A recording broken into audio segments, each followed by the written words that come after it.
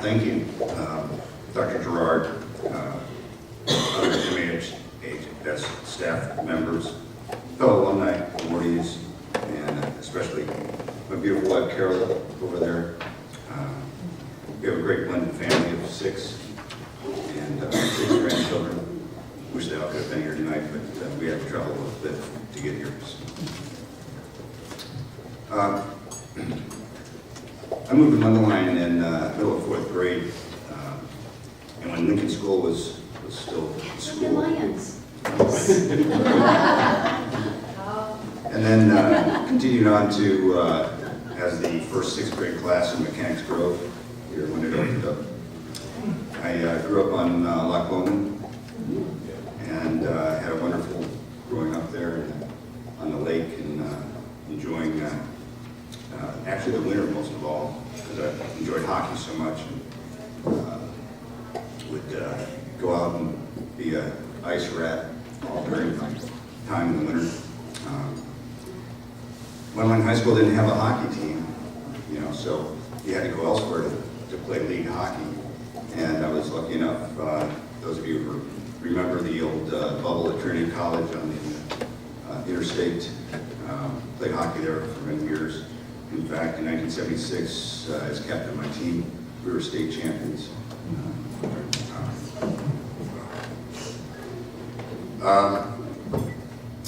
Then I got to Carl Sandburg, Mundelein High School, and what a social experiment. High school was, I followed I was the youngest of 4, my brother was a year and a half older, followed him in. Kind of didn't have a choice in where I was going to sit in the lobby, which is now called the Commons now, but those of you who were there remember it was the lobby back then.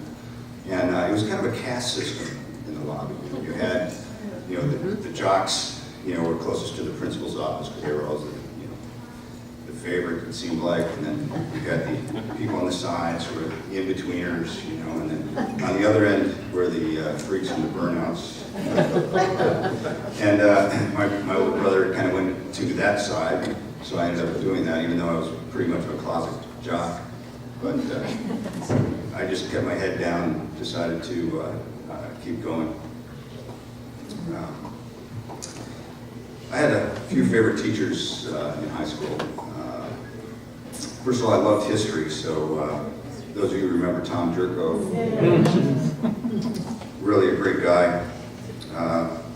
He had that droll sense of humor, and he always kept my interest in class. I loved going to his class. I remember clearly, his teaching of the Epicureans. And today, most people think of Epicureans as just the original fruity kind of thing. But what I remember is that they were kind of the live for today kind of people, and don't let things pass you by.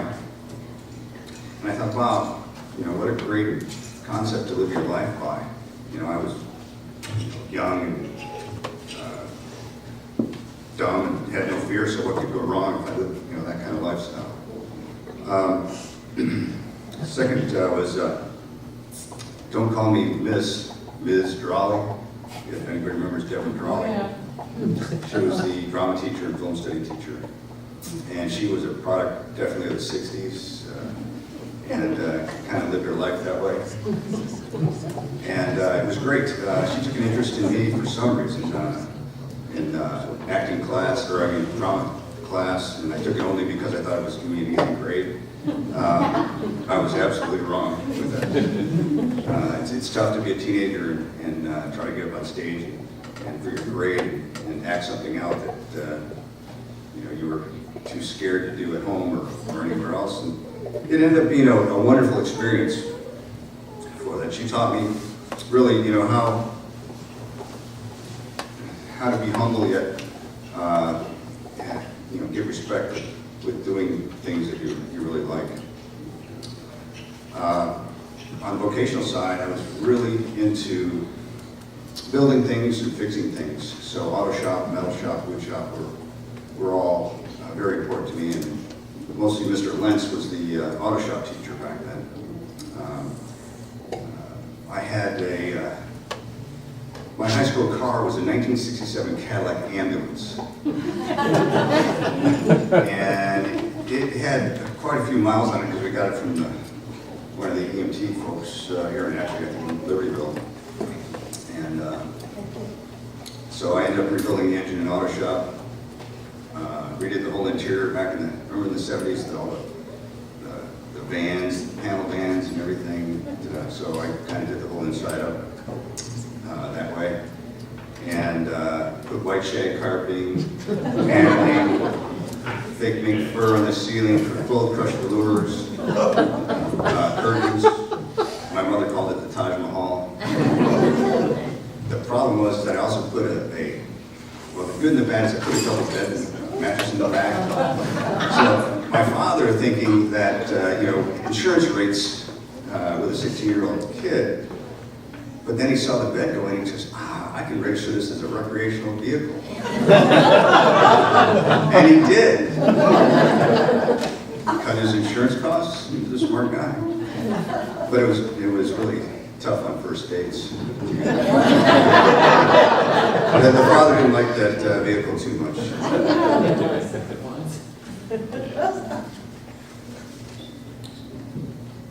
Back in the 70s, it was a lot different than it is today. I took the tour today, and it was wonderful. Everything that's going on in the school is just incredible. And I asked, what's the percentage of students going to college? And he said 84%. And I was just amazed at that because back in the 70s,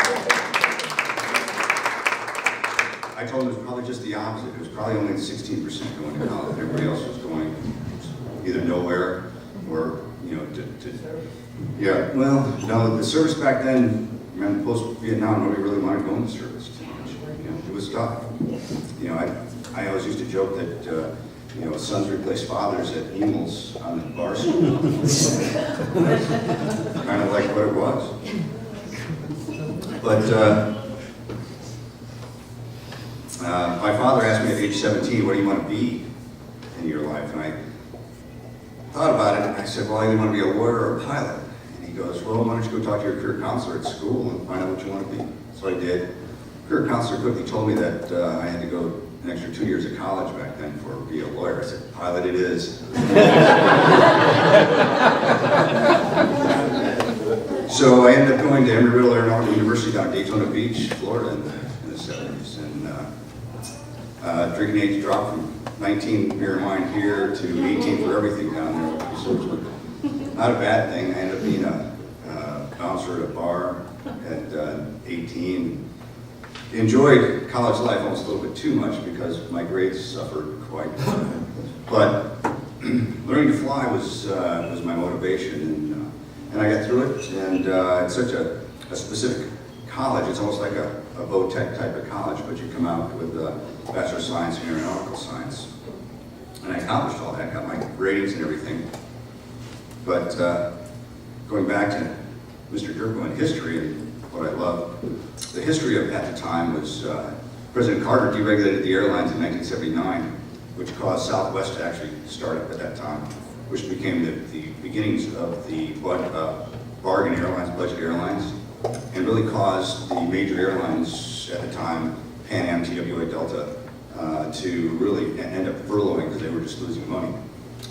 So I'm coming out of college in '81, and there was just no jobs out there for being a pilot, anyways. So lucky enough for me, President Reagan came in 1980 and decided that the post-Vietnam military had been decimated so much that he wanted to build up the military, which allowed a lot of openings in the military.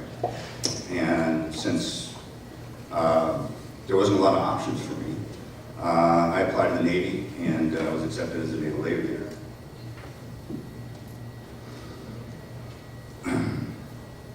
My father flew in World War II. He was also in the Navy. And my brother was a Marine during Vietnam. Survived, came back. So military was definitely an option for me.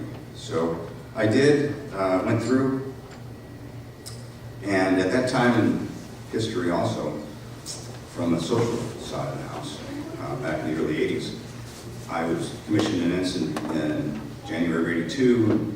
Right after that came out the movie Officer and Gentleman, and followed closely the next couple of years by Top Gun. It was really a good time to be in the aviator and being young and everything. So life was pretty good. But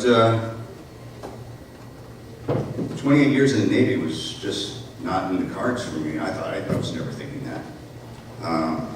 But that's what ended up happening.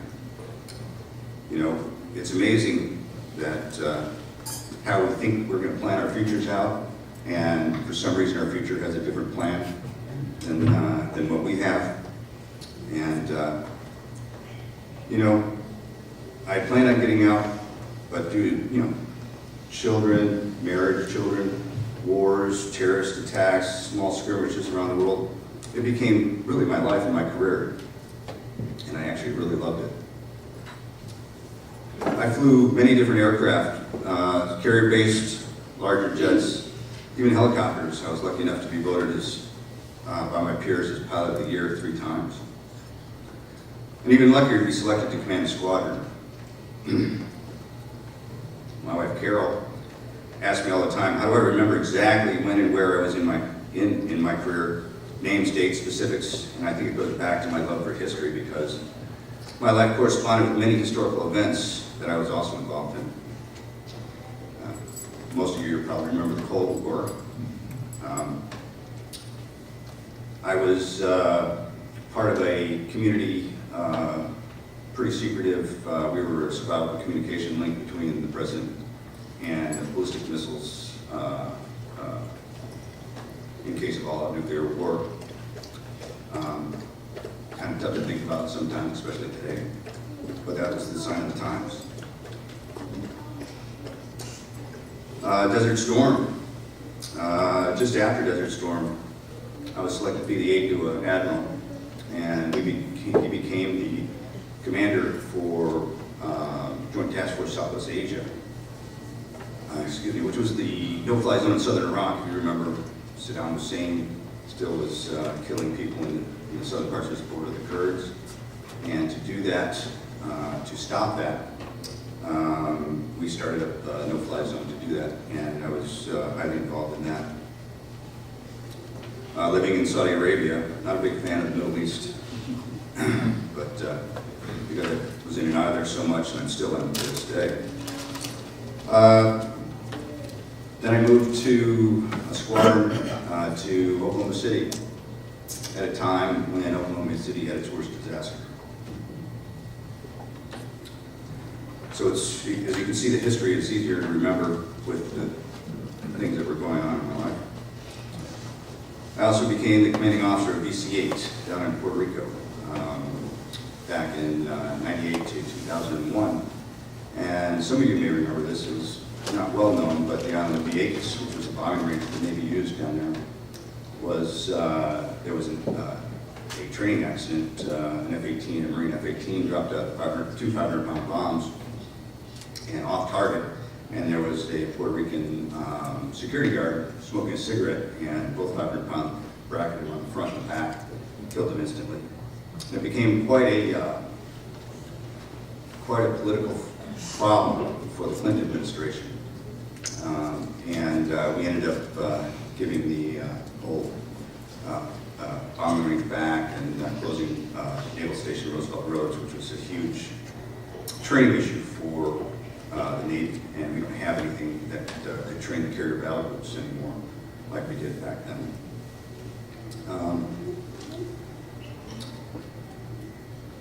I then finished up as commanding officer of VC-8, moved to Miami, Florida, became part of the United States Southern Command, which handled the South America, Central America, and the Caribbean. And my job was counter-drug plans. So I was at a counter-drug conference in Costa Rica on 9/11. It was amazing being out of the country during that time because of all the people that would come up. We were in uniform at a hotel and that morning, and people came up to us all throughout the hotel and how sorry they were and how terrible the situation was. And same thing happened. I had to go to Bolivia the following week, and went to the American Embassy there, and there was just a sea of flowers outside the embassy for people. The Bolivian people were honoring us there. Seeing 9/11 from outside the United States was pretty amazing. Then I finally went to Pacific Command for my final tour, which is out in Hawaii, Pearl Harbor area. I had my retirement there. I was lucky enough to retire on the USS Missouri, same ship that ended World War II.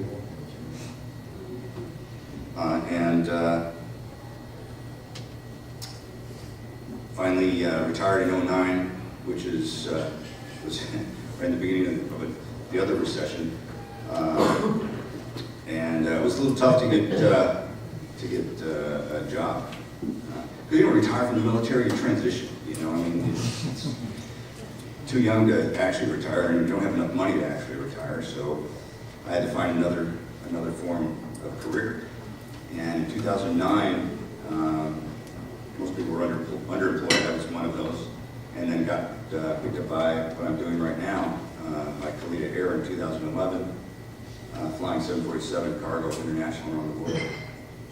We do a lot of military contracts. I'm still in and out of the Middle East a lot. I'm in and out of Afghanistan. I support the troops with what we do. We fly food, ammunition, and anything that they need, we're there to support. It's still amazing to see how young, all our troops are over there, and still doing quite a great job, supporting us and keeping us all safe. And they just seem to get younger and younger every year. Of course, I'm just getting older.